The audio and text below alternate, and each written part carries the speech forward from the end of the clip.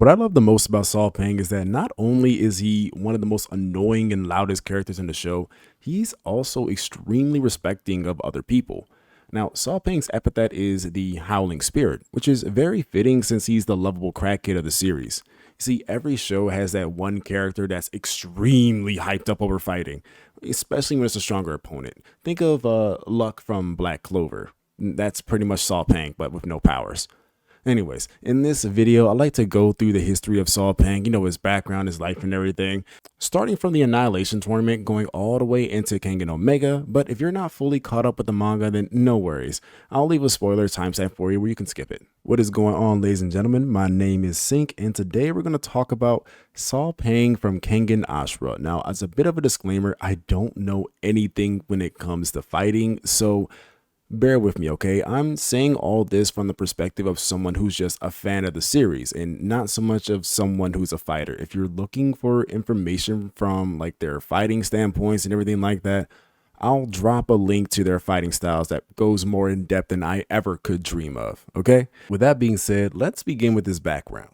You see, Saw Paing is a Burmese fighter from a small village in Myanmar, and he grew up around numerous younger brothers and one older brother. Here's a bit of a fun fact for you. There's no surnames in Myanmar, so he's actually using the last name Yoroizuka from the village chief. His family has deep history with the Kengan matches as they supported the village of Dawn for generations. Now his father, Paw Paing, you see that little family resemblance there? His father, Paw Paing, fought against Dopo Orochi from Baki the Grappler and as a Kengan representative for a match a couple years before the series began. Now, it's even referenced in the anime crossover when Saw Paing meets Orochi before his match, as they do talk about it. A bit of an interesting fact, though, about the village that Saw Paing is working for, the village of Dawn. It's one of the only foundations that is founded within the Kengan Association, meaning it's the only official foundation of the Kengan Association. Now, Saw Paing's brother, Ne Win Paing, participated in Kengan matches, but he died from overexertion trying to make enough money in order to save his village from being evicted. Now, Saw Paing already knew about this. In fact, he already knew that the village was struggling to make ends meet. So when he had heard his brother's untimely death, he asked the village leader of the village of Dawn, Zanametsu, to move the people from his village over to Zanametsu's village. In return, Saw Paing would then become a fighter for Zanametsu. And this is when his Kengan career really took off, because this man was on a 17-0 win streak. I think he put up like 200 million yen. Like, this man was big balling, okay? He was walking up there with his chest held high, all dubs, no L's. Now, when it comes to his personality, though, we got to go back in time again. You see, when Saw Paing was 12 years old, he was in this annual martial arts tournaments for Myanmar against Kowloon for Thailand.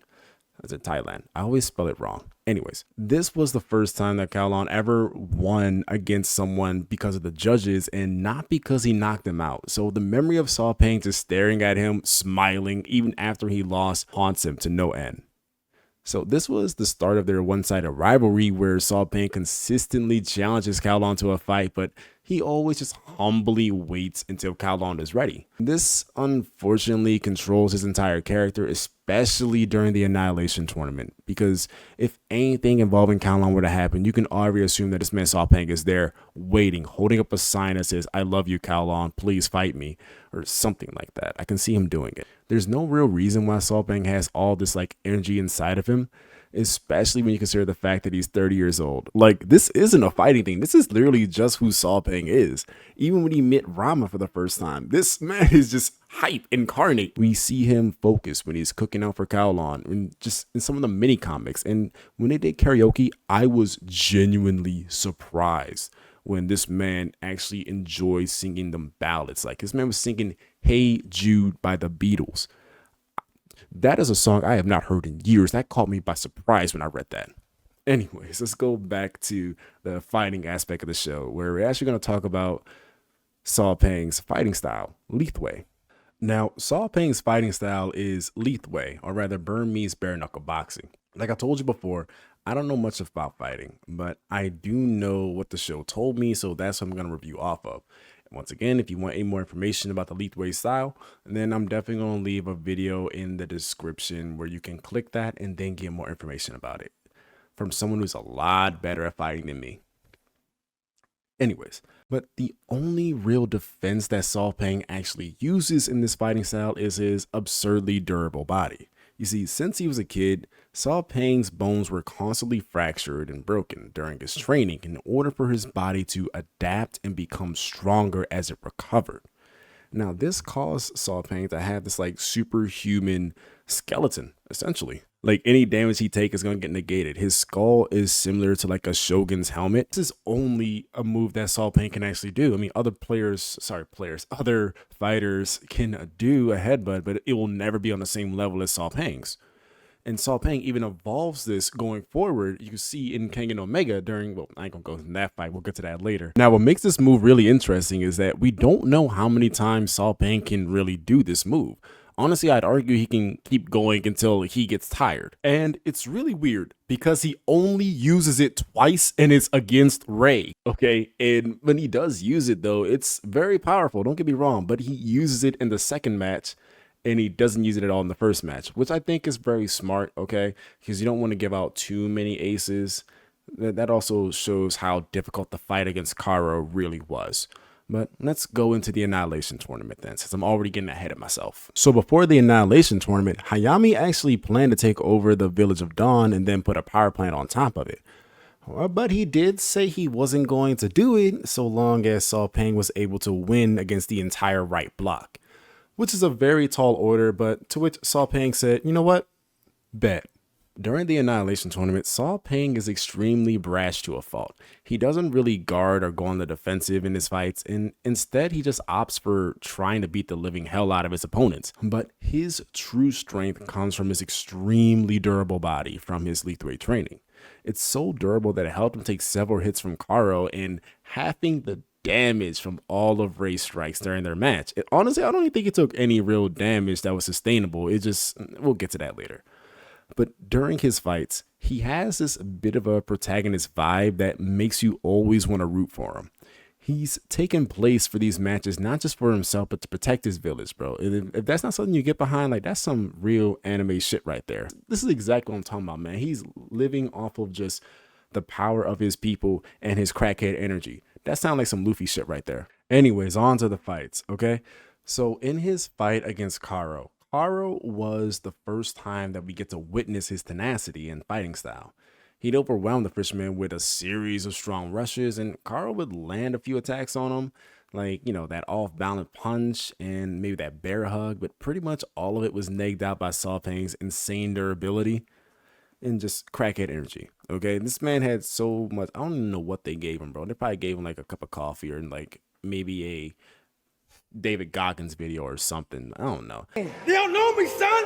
Get it. Okay, if anyone even touches Saw Paing's head, you're just bodied. This man Saw Paing is so hard-headed that when Karo hit his head, this man's Karo's hand broke and he had to put it back together by force.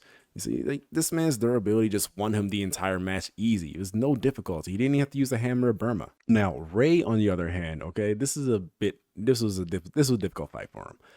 But it wasn't really a difficult fight for him. You see, during his fight with Rei, he actually had the advantage since Rei's strikes were unable to take him out with the first blow. This was the first time we see Saw Paing actually start to use tactics in his fight as he starts dodging in order to corner Rei into a hammer of Burma. This is the first time we actually get to see it in the series. Now, Rei does counter this with a series of attacks designated to disorient him, but if it wasn't for the fact that you're trying to, you know, hit the head of Saw Paing, bro, like, he would have actually won a lot sooner.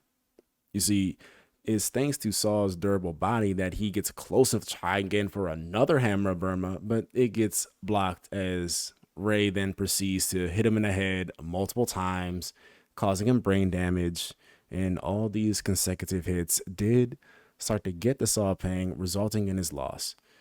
Which, honestly, this is the first time that Saw Paing loses by knockout. And I think it might be the first time Saw Paing literally had to accept that he got beat. I'm sorry, this man got beat by Simp Sasuke. I'm not going to get over that. But this loss meant that not only did Saw Paing lose the match, he lost his village his inner fire to continue fighting. Like, Kowloon tried to hit him with the stand proud, Saw Paing. You tried your best. Like, he realized that this wasn't him. This man, Saw Paing, was actually sad and depressed. I think he had some bottles next to him and everything. He was really going through it. And he didn't get his fire back until he witnessed Kowloon getting clapped by the big booty of Metsudo. I mean, when he got back that fire, though, that shit was good. I mean, it felt good to see my boy back and smiling again.